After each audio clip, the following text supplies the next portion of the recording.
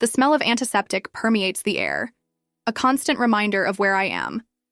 The hospital has that heavy silence, interrupted only by the intermittent beeping of monitors and the muffled sound of footsteps in the hallway. For most people, this place would be a prison. For me, it has always been home. The door to the room opens, and a man walks in. He doesn't belong here. His perfectly tailored suit screams wealth and power. The designer watch on his wrist must be worth more than all the medications I've ever taken in my life. His gaze is cold, assessing, as if he already wishes to be somewhere else before he even speaks to me. Ah, great. Another benefactor out of obligation.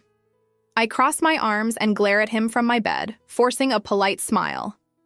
You're a very well-dressed doctor, I must say.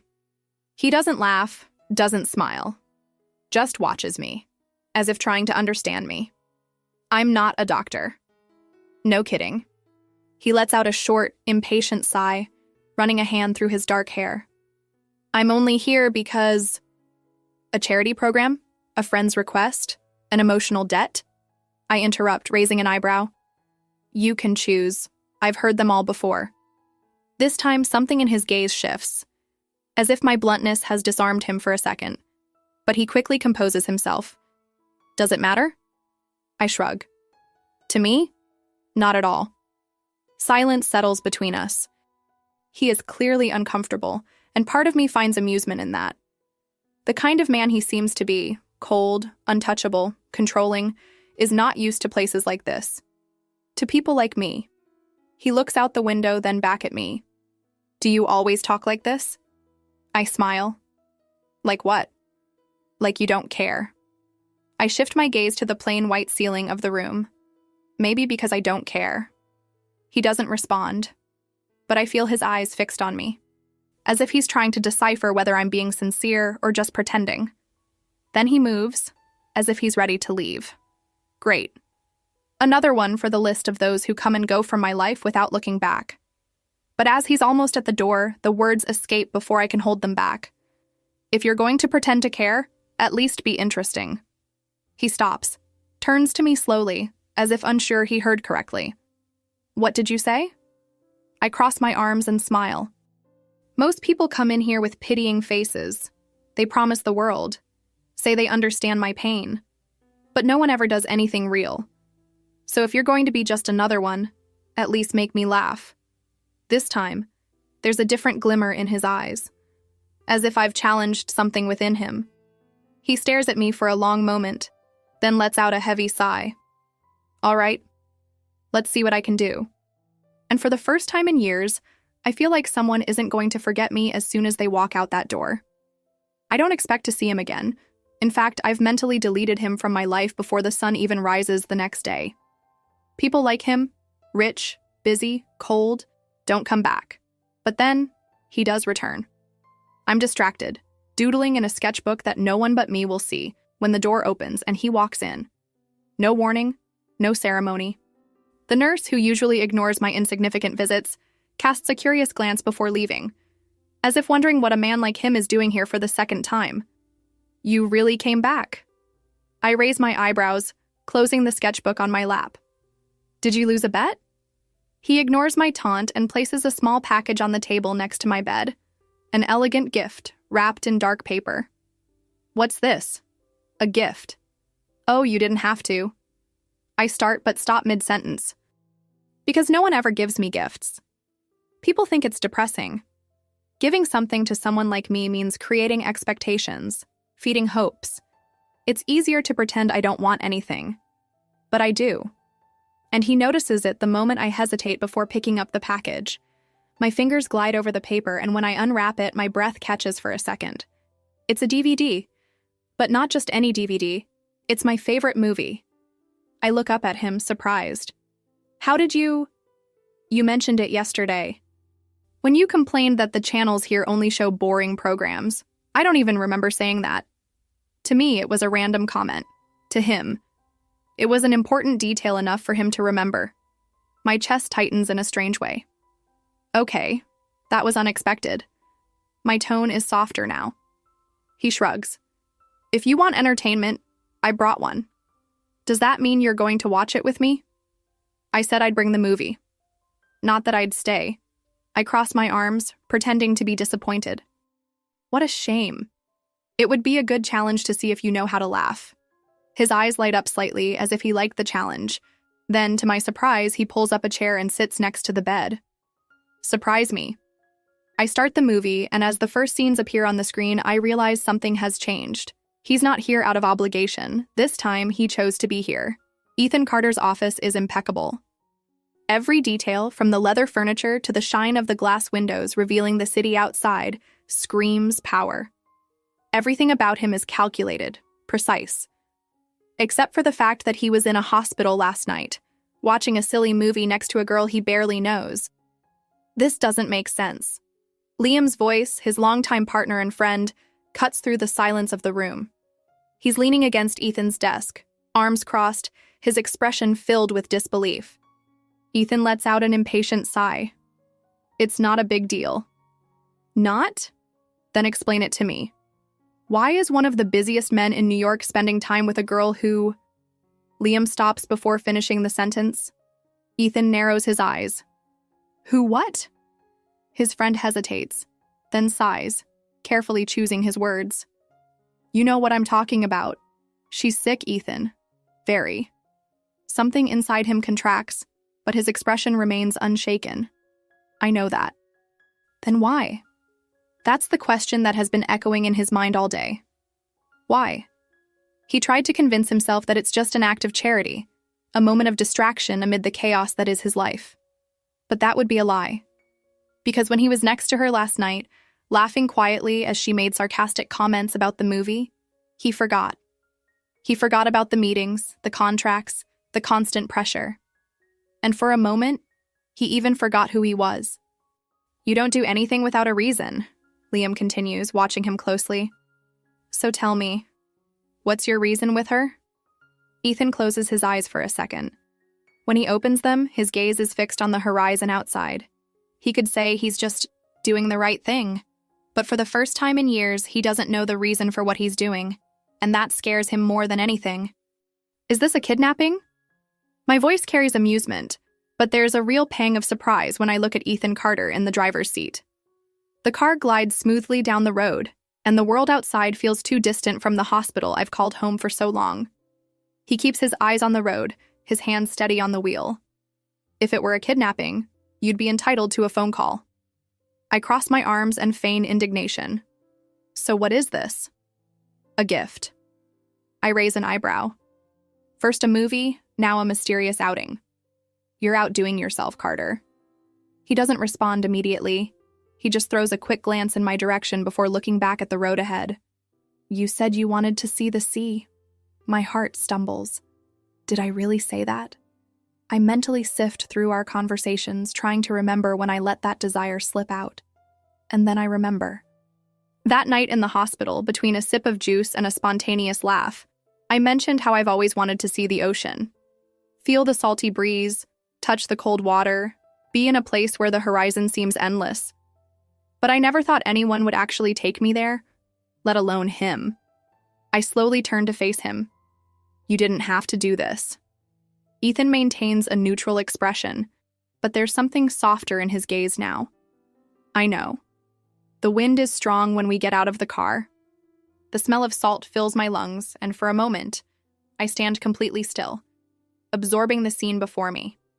The sea stretches as far as the eye can see, the waves breaking against the sand in a hypnotic rhythm.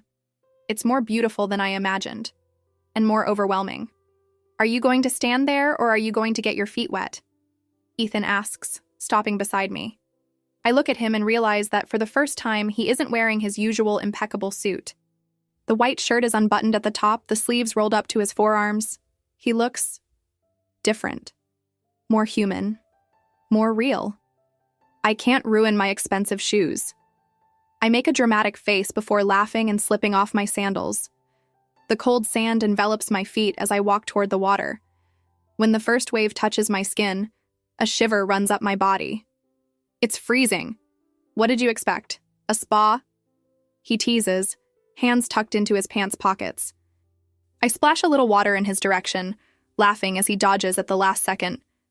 But when I look at him again, I find his gaze locked on me. And for a moment, time stops. The breeze tousles my hair, the waves keep crashing in the background. But none of that seems to matter. Because he's looking at me in a way that no one has ever looked at me before. As if he's seeing something I didn't even know existed. I swallow hard, feeling an unexpected warmth rise in my chest. And then he says something so quietly that it almost gets lost in the wind. I've never seen you smile like that before. My throat tightens. Because I've never felt so alive before. The night wraps everything in a silent embrace. The sky is clear, dotted with stars that shine like little secrets kept in the infinite. The sound of the waves fills the space between us, a constant, hypnotic rhythm. We're in the garden of the hotel that Ethan chose for this unexpected getaway. The soft lights illuminate the stone path, and the smell of the sea still clings to my skin. I should be tired. My body has limits that I can never ignore. But now, sitting next to him, feeling the warm breeze and the subtle heat of his presence, I don't want to sleep. I don't want this night to end. You still haven't told me why you're doing this. I murmur, my voice low but laden with curiosity. Ethan, who had been looking at the stars, slowly turns his face toward me. Doing what? All of this. Taking me out of the hospital. Bringing me here. I bite my lip, hesitant. What do you get out of this? He studies me for a moment, his eyes tracing my face as if searching for something that even I don't know if I can give. I don't know, he finally admits, his voice heavy with honesty. Something inside me unravels a bit.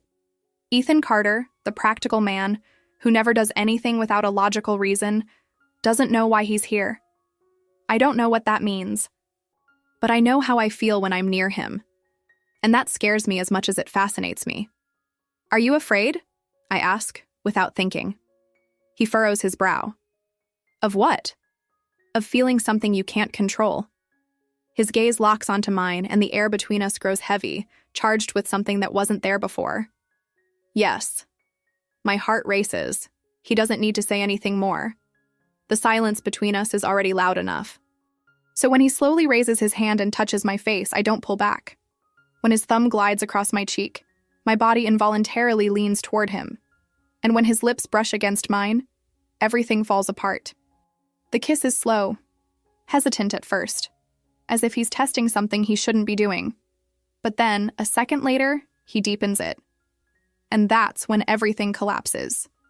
The awareness that this shouldn't be happening. That he shouldn't be getting attached to someone who could leave at any moment. That I shouldn't be allowing my heart to race for him. But none of that matters now. Because for the first time, I truly feel alive. The cold brightness of the hospital swallows me back as if the journey never happened. As if the sea breeze, Ethan's touch, the kiss that shouldn't have happened, were just a distant dream. But they weren't. And now, sitting on the bed, my gaze fixed on the door, I know that he will show up. He has been coming every day since that night. We don't talk about what happened between us, but it's there. In the glances we take a little longer to divert. In the silences heavy with everything we can't say. And then, the door opens. But this time, it's not Ethan. It's the doctor. And from his expression, I already know. My stomach tightens. My fingers clutch the sheet, seeking stability before I even hear the words. We need to talk about your tests. Time seems to slow down. The words come in measured phrases, carefully crafted so the news feels less devastating. The disease has progressed. The treatment is not responding. Time may be shorter than we expected. I already knew. I always knew this moment would come. But now that it's here, all I can think is, does this mean I won't have more time with him? Do you want me to call someone? The doctor asks, his voice heavy with kindness. I want to say no. I want to say that I'm okay. But then the door opens again, and Ethan is there. He doesn't need explanations. The look he gives the doctor, then back to me, says he already understands everything. And for the first time, I see something in him that I've never seen before. Desperation. The doctor discreetly leaves, and the silence between us weighs like a storm about to break. And then, Ethan finally speaks. No. My throat tightens. Ethan, no. He shakes his head, fists clenched at his sides. It can't be. I feel a pang in my chest, not physical but emotional, as if something inside me is breaking. I promised you a fairy tale. His voice is a hoarse whisper, laden with fury against something he cannot control. And I won't accept that it ends like this. I close my eyes, taking a deep breath before saying what he needs to hear. Ethan, you can't save me. He closes his eyes for a second, as if my words hit him hard. And then, before I can stop him, he moves closer. His hands grip my face firmly, his forehead resting against mine, his warm, trembling breath against my lips. Tell me how to make this stop, he whispers, his voice heavy with pain. My heart breaks a little more. But there is no answer, because some battles cannot be won. And this is the cruelest of them all. The rumble of the engine fills the silence. The deserted road stretches out before us, swallowed by darkness, illuminated only by the car's headlights.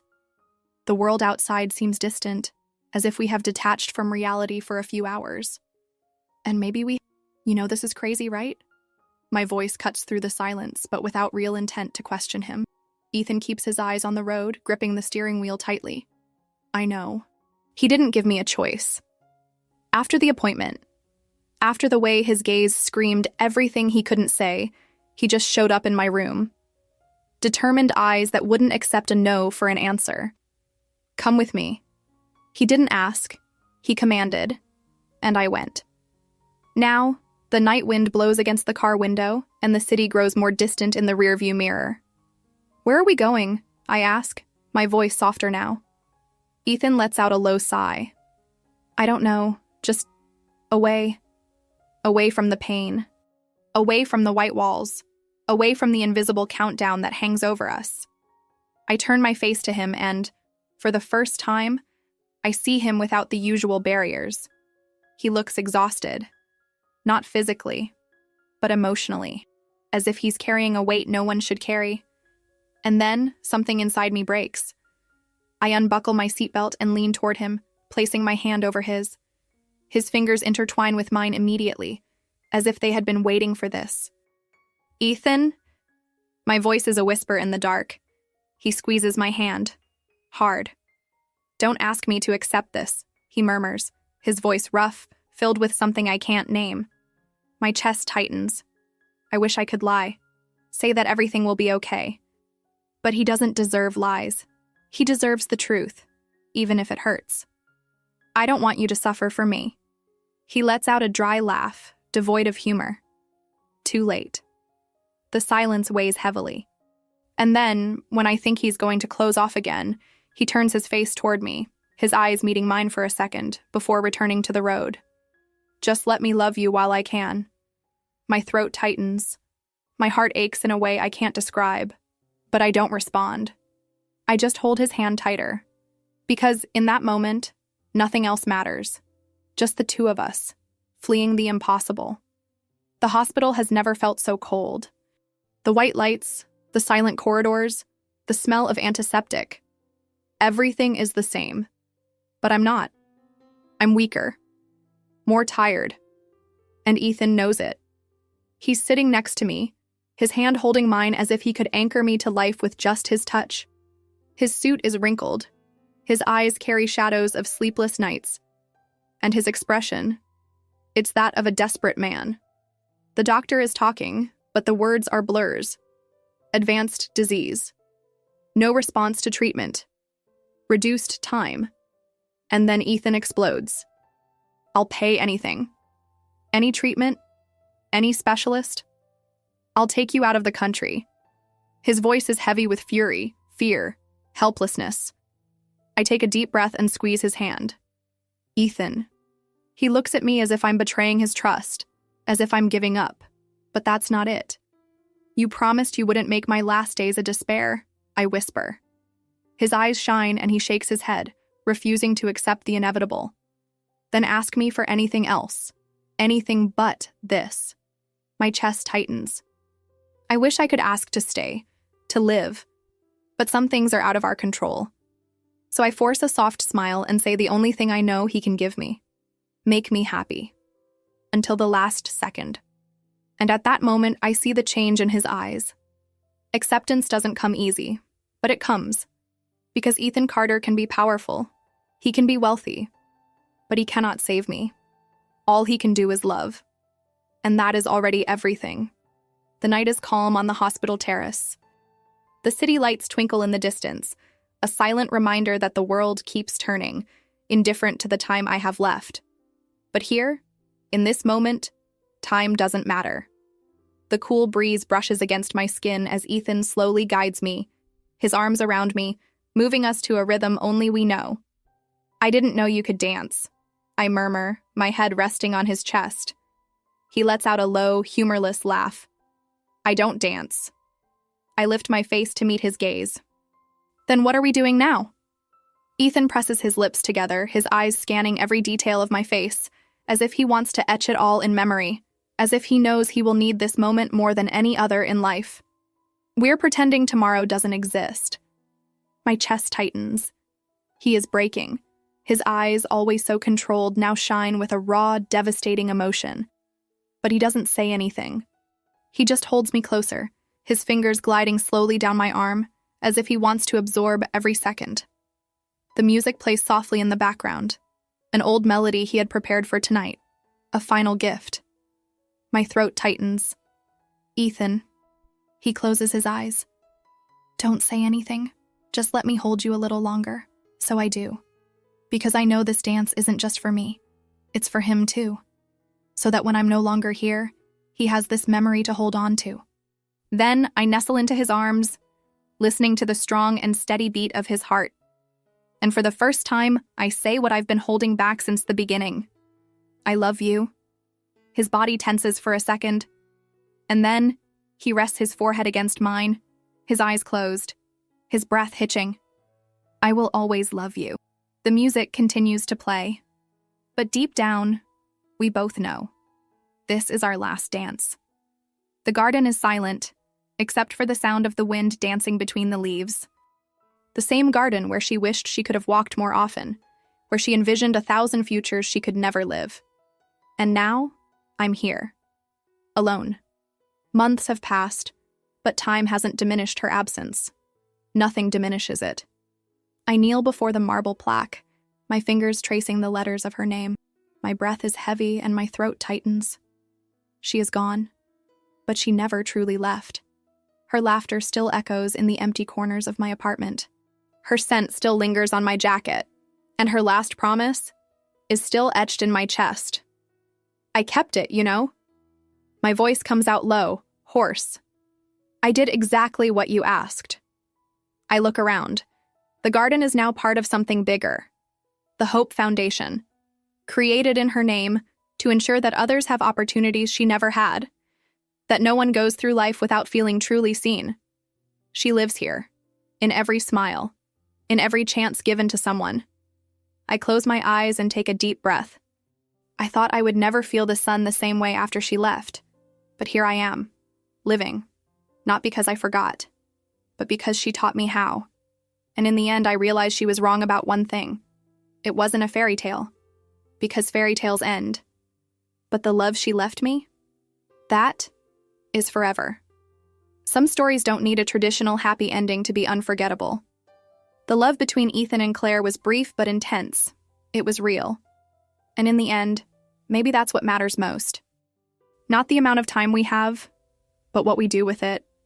She didn't stay, but she changed Ethan forever. And he, despite the pain, learned that loving isn't about holding someone forever. It's about allowing that person to live inside you, even after they're gone. Because true love doesn't die. It transforms. It survives in the laughter that remains, in the memories that warm the soul, in the gestures that echo far beyond time. And somehow, she is still here. She always will be. And now, I want to know from you. If you were in Ethan's place, could you move on? Do you believe some loves are eternal even when life is short? Leave your comment, share this story with someone special, and keep believing in love that transcends time. If you want more stories like this, don't forget to subscribe to the channel. Because sometimes the most beautiful tales arise from chaos, the unexpected. and love that never fades.